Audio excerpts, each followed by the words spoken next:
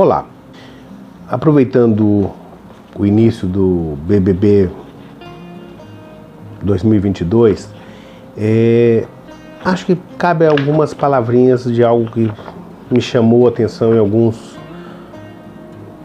edições, e eu não sou um grande espectador do BBB, mas as notícias chegam, as pessoas comentam e eu não, por mais que eu viva mais recluso, eu não sou um ET nesse mundo. E algo me chamou muita atenção no jogo da discórdia, ou que esse ano eles tentaram fazer como da concórdia. E eu tenho trabalhado bastante com vocês a importância das palavras que a gente usa, a força que as palavras têm. Temos que lembrar que somos 75% água, e a água vibra frente às palavras. E isso impacta muito cada um.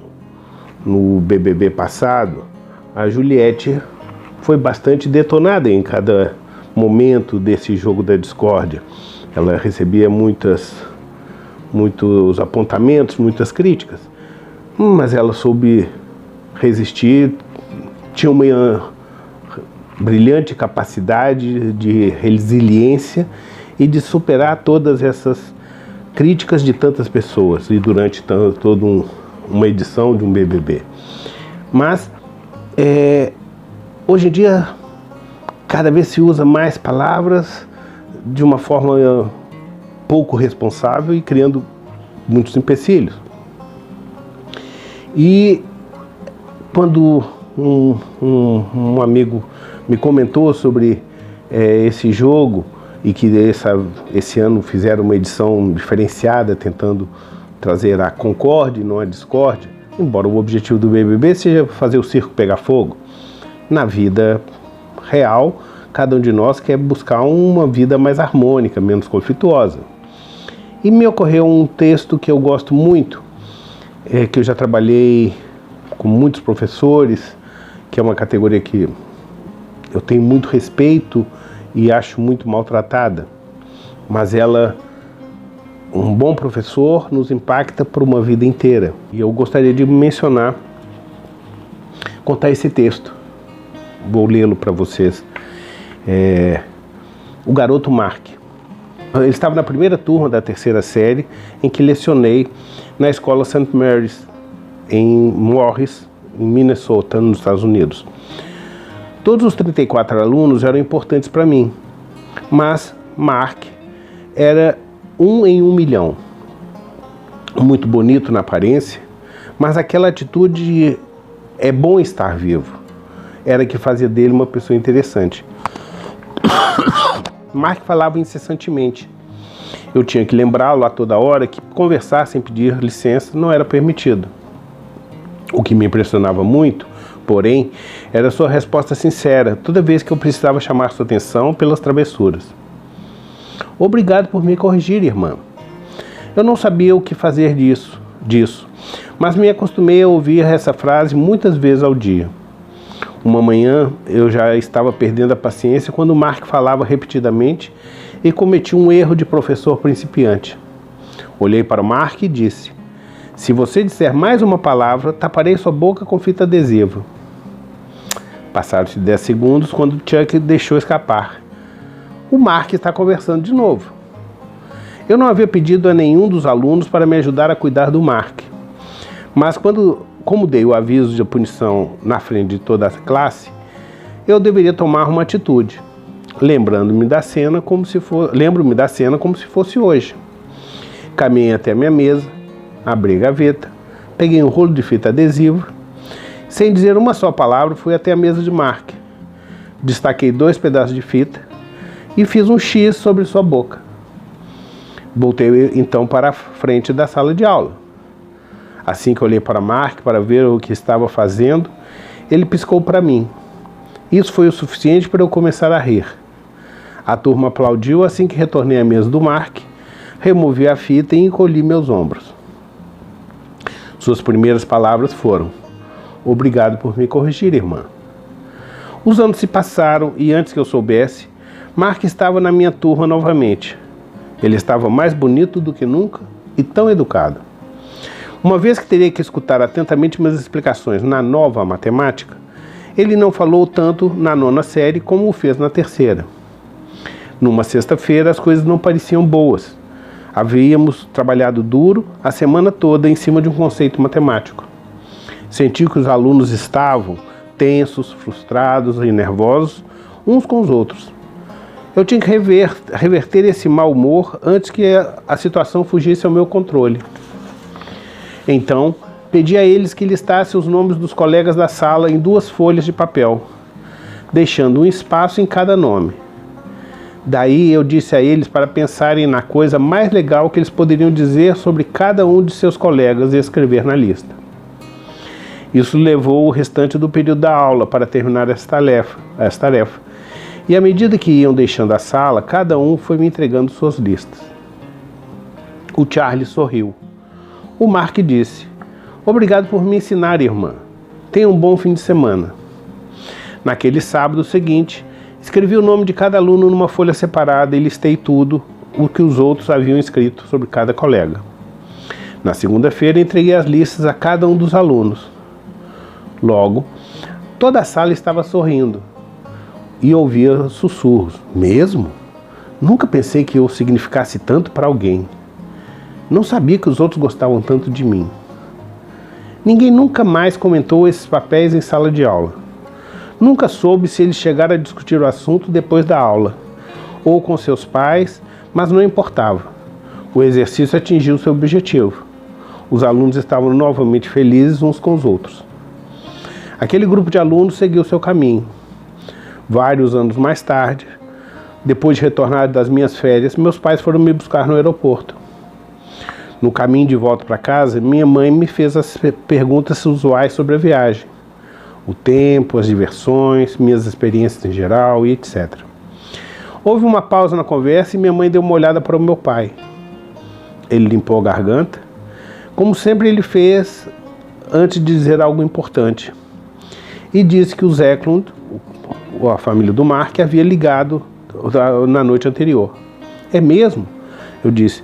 Não tenho notícia deles há muitos anos. Fico imaginando como deve estar o Mark. Meu pai respondeu em tom baixo. Mark foi morto no Vietnã. O funeral é amanhã. E os pais dele gostariam que você fosse. A partir desse dia, eu marquei o ponto exato na autoestrada I-494, em que meu pai me deu a notícia sobre o Mark. Eu nunca havia visto um militar no caixão antes. Mark estava tão bonito, tão maduro. Tudo que eu pude pensar naquele momento foi: Mark, eu daria todas as fitas adesivas do mundo se você pudesse falar comigo. A igreja estava cheia de amigos de Mark. A irmã do Chuck cantou The Battle Hymn of the Republic. Por que teve que chover no dia do funeral? Já era difícil o suficiente estar ao lado da sepultura. O pastor recitou as orações normais e o trompete soou. Um a um, aqueles que amavam Mark aproximaram-se do caixão pela última vez e o borrifaram com água benta. Eu fui a última a abençoar o caixão. Enquanto eu estava ali, um dos soldados que carregava o manto se me aproximou e perguntou: "Você foi professora do Mark de matemática?" Eu concordei e continuei a olhar o caixão. Mark falava muito sobre você. Depois do funeral, a maior parte dos colegas de Mark dirigiram-se à fazenda de Chuck para o almoço. Os pais do Mark estavam lá, obviamente esperando por mim. "Nós queremos lhe mostrar algo", disse o pai, tirando a carteira dele do bolso. Eles acharam isso com o Mark quando ele foi morto. Abrindo a carteira, ele cuidadosamente removeu 2 folhas do caderno bem velhas, que foram obviamente remendadas com fita, dobrados e desdobrados muitas vezes. Eu já sabia, sem ter que olhar para elas, que se tratava daquele papel em que listei as muitas coisas de que cada um dos colegas do Mark haviam escrito sobre ele. "Muito obrigado por fazer isso", disse a mãe de Mark. "Como você pode ver, Mark apreciou muito.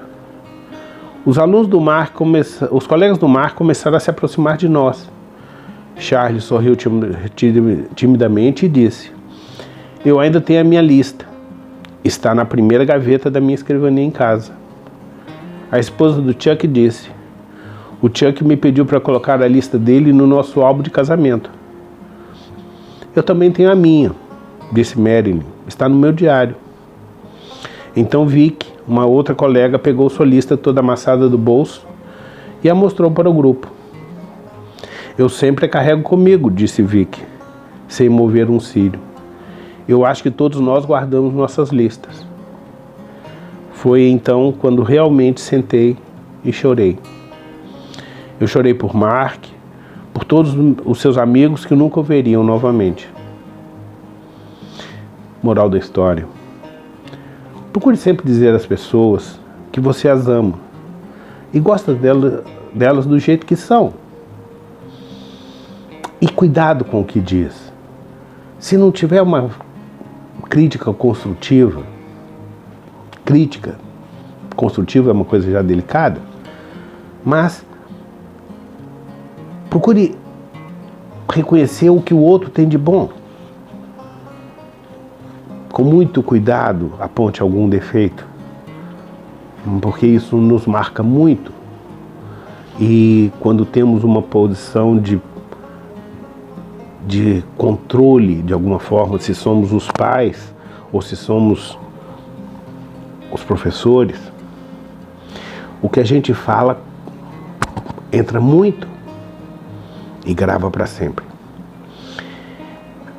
No próximo vídeo eu vou trabalhar um pouquinho dessa questão do poder das palavras quando vem das pessoas da nossa crença, da nossa fixação.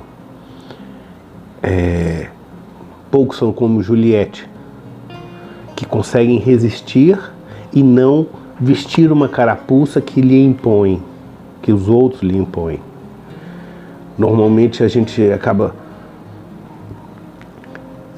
engolindo alguns desses sapos e eles nos contaminam e nos derrubam.